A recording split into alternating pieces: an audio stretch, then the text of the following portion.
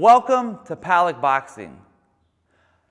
As a Southpaw fighter, or even an orthodox fighter, one of the most important combinations that you can learn how to execute in the boxing ring or on a bag or against your opponent is the 1-2.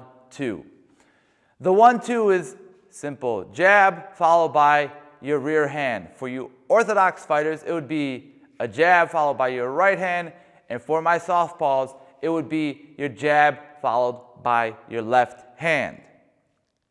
Now, how do you use the 1-2 effectively against your opponent? And that's what I want to walk you through today. A couple ways that you can set up the 1-2, and how do you get out of the way after you throw that 1-2? Or how do you limit your exposure to your opponent so you don't get hit after you throw your rear hand or your left hand for your southpaws? So the 1-2 in its simplest form is just a jab followed by your left hand. That's all it is. That's all the 1-2 is. Nothing complicated about it. But there are things that you can do to spice up the 1-2 or make it a little bit more effective. And a lot of that has to do with how do you set up the 1-2 when you're in the boxing ring? How do you set up the 1-2 so your opponent doesn't know that it's coming? And so I'm going to walk you through 3 different variations that you can use to set up the 1-2 or the jab cross, and then use that to build upon a foundation of then how do you create a defensive attack against your opponent so you get out the way. So the very first thing you want to think of doing when you're setting up the 1-2 is you want to make sure that you're far enough away from the bag, your opponent, that your opponent will not be able to catch you when you're about to set up the 1-2. And a simple way to do that for beginners is just put your hand out. If your hand's touching the bag, you're a little too close to the bag. So you want to take a baby step back. You'll see there's probably 3-4 inches between me and the bag right now. And that's great because I have enough distance that I can still take a step back and I'm out of range, or I can take a step in and crowd my fighter. So that's what we're going to work on right now. Just setting up the 1-2 by being just within distance to either move away or move in close enough where I can smother the fighter and not take any punches. So the first set of the 1-2 is your standard 1-2. You're out of the way, you're just within distance, use your hand, you're a few inches away from the bag.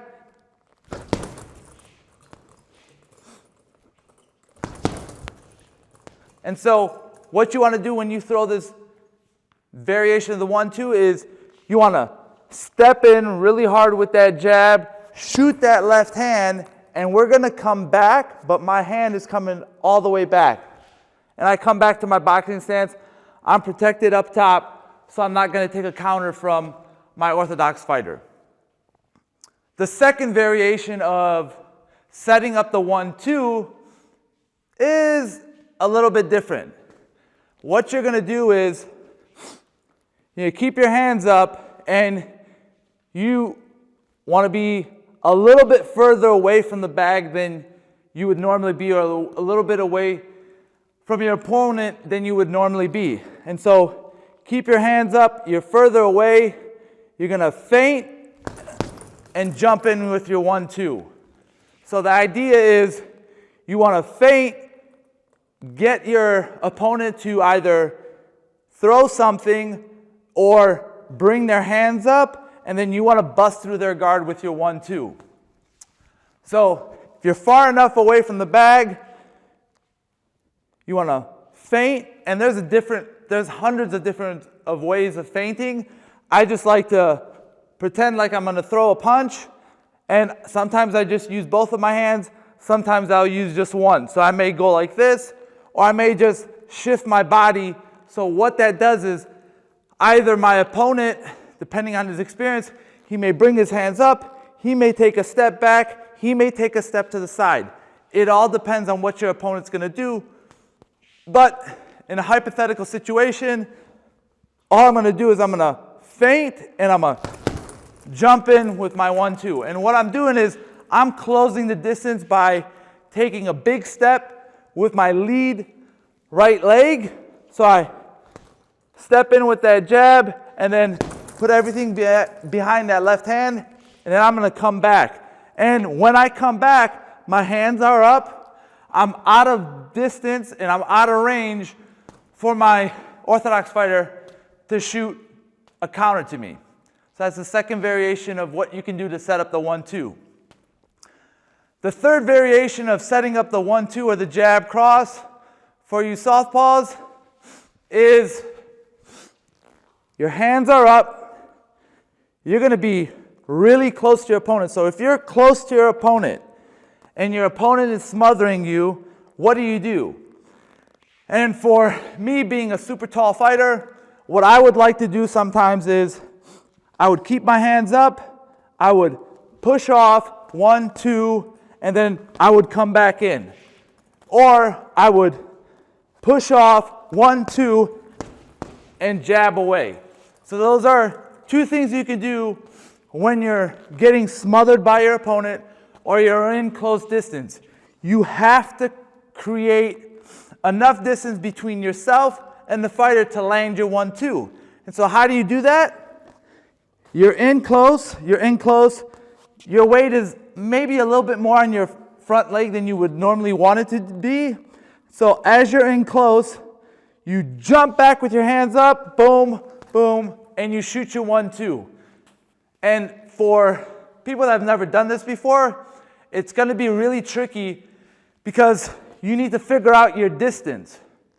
And the difference between hitting this combination against the bag is that the bag is not going to come towards you, because what happens is if you jump out from your opponent, he most likely will want to close the distance. And as he's closing the distance, or he takes that step as you're coming back, you want to stop him, use his momentum or her momentum against them by shooting your 1-2. And so if you're in close, jump. And so that's what you want to do. You're in close, you're getting smothered by your fighter, you have nowhere to throw punches, you don't want to shoot anything to the body. So what you're going to do is you're going to set up the 1-2 by jumping back and shooting your 1-2. It's very sharp, very fast. And the benefits of that 1-2 is you're breaking up the rhythm. You're trying to create enough distance between your opponent and yourself so that you can get the 1-2 or the jab cross off against your orthodox fighter. What are your thoughts on these three variations of the 1-2? As a southpaw fighter, is this something that you can use in the ring? Or you orthodox fighters, is this something that you can use in the ring? Let me know in the comments down below. Don't forget to like and subscribe. Appreciate your time and have a great day.